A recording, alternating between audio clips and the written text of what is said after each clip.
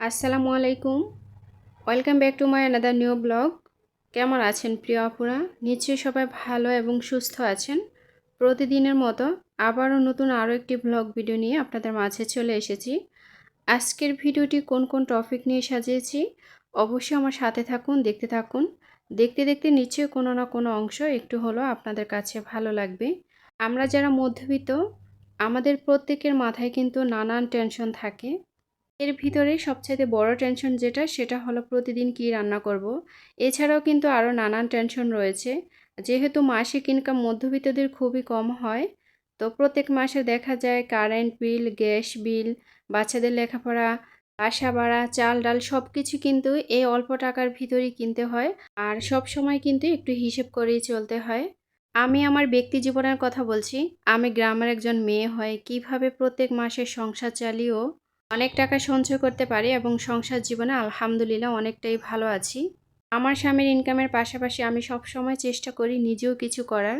আমরা নারীরা চাইলেই কিন্তু নানানভাবে নানান কিছু করতে পারি। পর্দার ভিতরে থেকেও কিন্তু মানুষ অনেক কিছু করতে পারে। সঞ্চয় এমন একটা জিনিস, যখন হাতে টাকা না থাকে তখনই কিন্তু বোঝা যায় যে টাকার মূল্য কতটুকু। আমরা যারা মধ্যবিত্ত, আমাদের প্রত্যেকটা গৃহিণীর মাথায় কিন্তু প্রতিদিন একটা টেনশন থাকে যে আজকে কি রান্না করব বা কালকে কি রান্না করব। বর্তমান বাজারে দ্রব্যমূল্যের যে পরিমাণে দাম, চাইলেই কিন্তু চওড়া দামে সবকিছু কিনতে পারি না। তো দেখতেই পাচ্ছেন আমি কিন্তু চলে এসেছি আমার সবজি বাগানে। আমি আমার বাড়িতে সবজি গাছ রোপণ করি, এটা আপনাদের সাথে প্রায় ভিডিওতে শেয়ার করি। আর এখান থেকেই মূলত আমার অনেকটাই চাহিদা আমি পূরণ করতে পারি।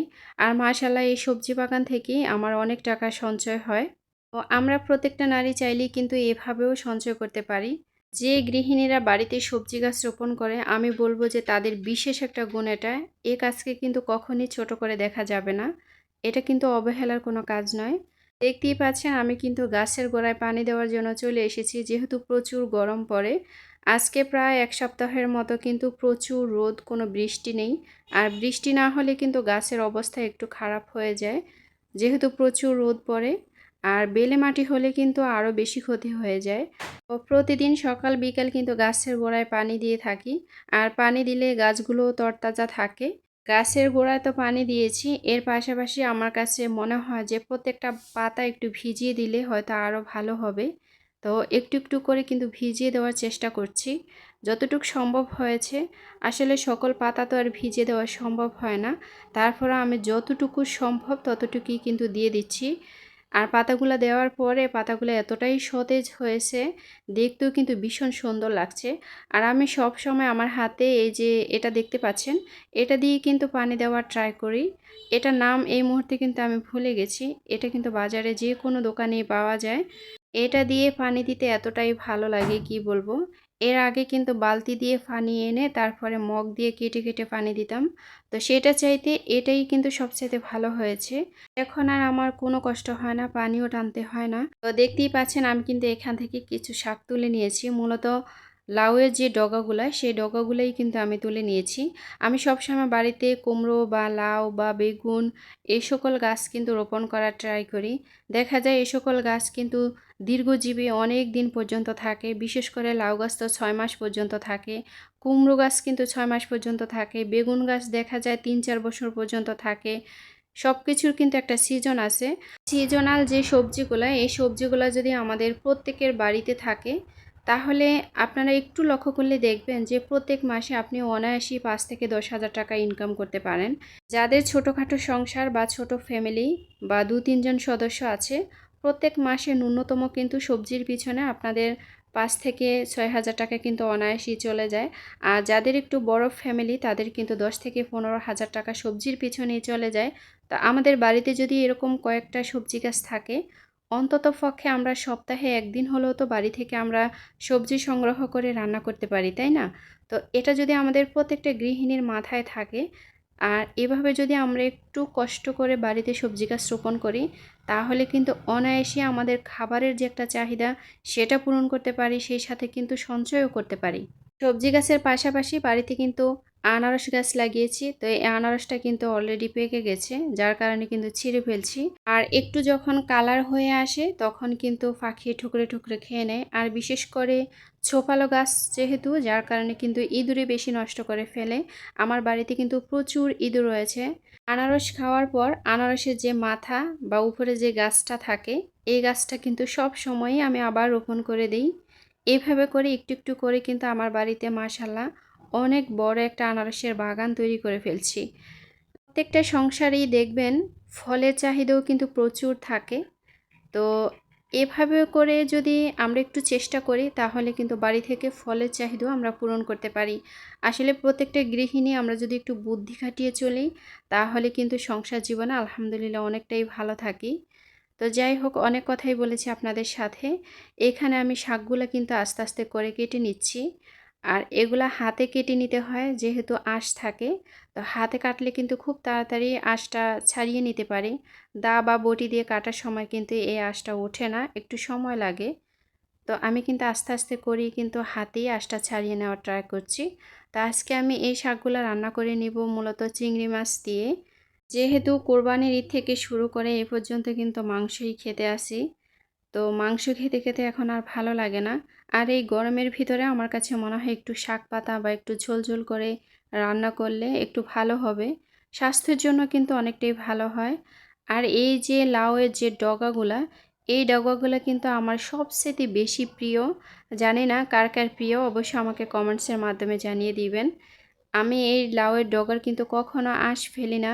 সব সময় কিন্তু আঁশ রেখে তারপরে লাউয়ের ডগাগুলা রান্না করি। তখন কিন্তু টেনে টেনে খেতে ভালো লাগে।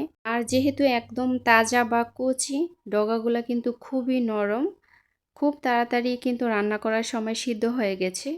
লাউয়ের ডগাতে কিন্তু প্রচুর পরিমাণে ভিটামিন রয়েছে। বাড়িতে যদি একটা লাউ গাছ থাকে দেখা যায় যখন লাউ ধরে তখন লাউও খাওয়া যায় সবজি হিসেবে, এবং লাউয়ের যে ডগাগুলা বা পাতাগুলা, এই পাতাগুলা কিন্তু ভেজেও খাওয়া যায়, রান্না করেও খাওয়া যায়, অনেক সময় কিন্তু ভর্তা করেও খাওয়া যায়, যার যেরকম ভালো লাগে।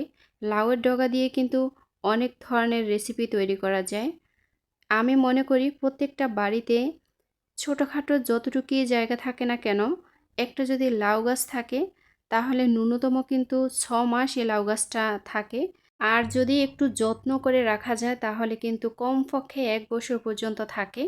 তো বাড়িতে এরকম একটা লাউ গাছ থাকলে সবজির কিন্তু প্রচুর চাহিদা বাড়ি থেকেই পূরণ করা সম্ভব হয়। আর আমি সব সময় চেষ্টা করি যে কোন গাছটা বেশি দিন টিকে ওই গাছটাই কিন্তু আমি আমার বাড়িতে রোপণ করি। তো দেখতেই পাচ্ছেন এখানে কিন্তু আনারসটা কেটে নিচ্ছি। আনারসের গায়ে কিন্তু ছোট ছোট চোখের মতো থাকে। এই চোখগুলা কিন্তু কখনই আমি উঠাতে পারি না। অনেকে দেখি যে ছুরির যে মাথা সেটা দিয়ে কিন্তু আস্তে আস্তে করে উঠিয়ে নেয়। আবার অনেকে অনেকভাবে কিন্তু উঠায়। তো আমি কিন্তু সেটা কখনোই পারি না। আমি উপরে খোসাটা ছাড়িয়ে তারপরে কিন্তু খেয়ে ফেলি। আর মাশাআল্লাহ আমাদের আনারসগুলা এতটাই মিষ্টি কি বলবো। বাজার থেকে যেটা কিনে খাই সেটা কিন্তু অনেক সময় দেখি টক। আর গাছ পাকা আনারস বলে কথা। আপনারা গাছ পাকা যে কোনো জিনিস খাবেন না কেন সেটার মজাই কিন্তু অন্যরকম হয়। আর এই আনারস কিন্তু আমাদের স্বাস্থ্যের জন্য অনেক ভালো, বিশেষ করে যখন জ্বর হয় এই জ্বরে কিন্তু এই আনারসটা সবচেয়ে বেশি খাওয়ানো হয়। আর এটাতে রয়েছে vitamin C, vitamin A. Vitamin C তো আমাদের স্বাস্থ্যের জন্য অনেক হেল্পফুল একটা খাবার। সব সময় স্কিনের জন্য হোক বা কাটাছেঁড়া যেটাই হোক না কেন ভিটামিন সি কিন্তু আমাদের শরীরের জন্য খুবই প্রযোজ্য। তো দেখতেই পাচ্ছেন আমি এখানে লম্বা লম্বা করে কিন্তু কেটে নিয়েছি। এর আগে একটা ভিডিওতে আপনাদের সাথে কাঁচা আনারস মাখা শেয়ার করেছিলাম লবণ মরিচ দিয়ে, সেটা খেতে কিন্তু এতটাই ভালো লেগেছে। তো সেটা আর এখন আর খাওয়া হয় না। আমাদের দেশীয় আনারসগুলো কিন্তু সবসময় বর্ষাকালে পাওয়া যায়, আর বিভিন্ন ধরনের পাহাড়ি অঞ্চলে কিন্তু সবসময়ই আনারস থাকে। তো সেটা হয়তোবা উঁচু স্থান হওয়ার কারণে থাকে কিনা সেটা আমি বলতে পারি না, কারণ বাজারে আরও 3-4 মাস আগ থেকেই কিন্তু আনারস পাওয়া যাচ্ছে। তো সেটা খেতে কিন্তু এতটা ভালো লাগে না। তো যাই হোক, অনেক কথাই বলেছি আপনাদের সাথে। আমি কিন্তু অফ ক্যামেরায় কিন্তু ডগাগুলো কেটে নিয়েছি, যেহেতু অনেকগুলো ডগা দেখতেই পাচ্ছেন। সাথে কিন্তু 2টা আলু দিয়েছি। আর সব সময় আমি শাক রান্না করলে সেখানে কিন্তু আলু দেওয়ার ট্রাই করি। বিশেষ করে আমার বাচ্চা কিন্তু আলুটা বেশ পছন্দ করে। আর ঘরে যখন ছোট কোনো বাবু থাকে তখন কিন্তু আলুটা দিতেই হয়, কারণ ছোট বাচ্চারা আলুটা বেশ পছন্দ করে। আমি সবসময় শাক পাতা পুকুরে ধুয়ে থাকি। তো যেহেতু প্রচুর রোদ, যেহেতু আমি দুপুরবেলা রান্না করি, ওই সময় কিন্তু আমার বাড়িতে প্রচুর রোদ থাকে। যেহেতু খোলামেলা জায়গা, তো ওই রোদের ভিতরে হাঁটতে খুবই কষ্ট হয়। তাছাড়া এখন রোদের পাশাপাশি গরমও কিন্তু প্রচুর। আর পুকুরের ঘাটে তো আরও বেশি গরম লাগে, কারণ পুকুরটা তো একদমই খোলামেলা। তো পুকুরের পানিটাও মনে হয় যেন একদম মানে কুসুম কুসুম গরম পানি হয়ে আছে। সেখানে কিন্তু হাত দিতেও আমার ভয় লাগে, যার কারণে কষ্ট করে বাড়িতেই ধুয়ে নিচ্ছি। আর এভাবে করে ধুয়ে নিলে সবসময় কিন্তু অনেক সময় লাগে বা পানিও কিন্তু অনেক খরচ হয়। আর এখন তো লোডশেডিং, সবসময় কিন্তু কারেন্ট থাকে না। কারেন্ট না থাকলে কিন্তু পানিও উঠাতে পারি না। ট্যাঙ্কি প্রায় সময় কিন্তু খালি হয়ে যায়। দেখা যায় সেই যে সকালে কারেন্ট যায় আর আসার কোনো খবর থাকে না। তো কাজকর্ম তো আমরা সকাল থেকেই শুরু করি, তাই না? তো যাই হোক, আপনাদের সাথে কথা বলতে বলতে এবার চলে যাব রান্নায়। যেহেতু মাটির চুলায় রান্না করি, আর মাটির চুলা রান্নাটা খুব তাড়াতাড়ি হয়ে যায়। যদিও গরম, মাটির চুলা রান্নাটা যেহেতু সুস্বাদু, সবসময় চেষ্টা করি মাটির চুলা রান্না করে নেওয়ার। হয়তোবা কোনো কারণবশত গ্যাসে রান্না করি। বিশেষ করে দুপুরবেলা রান্নাটা আমি মাটির চুলাই করে থাকি। আর সন্ধ্যা বা সকালবেলা হালকা পাতলা কিছু হলে তখন কিন্তু গ্যাসেই রান্নাটা করে নেই। আসলে গ্রামে থাকি, গ্রামে একদিকে সুবিধা পাই, আবার অন্যদিকে একটু কষ্টও হয়। তো সুবিধা অসুবিধা মিলেই কিন্তু সব কিছু। তারপরও দিন শেষে কষ্টকে কিন্তু অনেক সময় কষ্ট মনে হয় না, যখন দেখি যে সংসার জীবন আলহামদুলিল্লাহ সব কিছু মিলে অনেকটাই ভালো আছি। তো ওই সময় কিন্তু ভীষণ একটা আনন্দ দেয় মনের ভিতরে।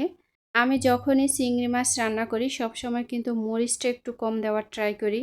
বিশেষ করে আমার বাড়িতে যেহেতু নাগা মরিচ রয়েছে, সেখান থেকে কিন্তু একটা দিয়ে দিই।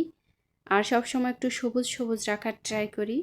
তো আমার কাছে দেখতেও ভীষণ ভালো লাগে।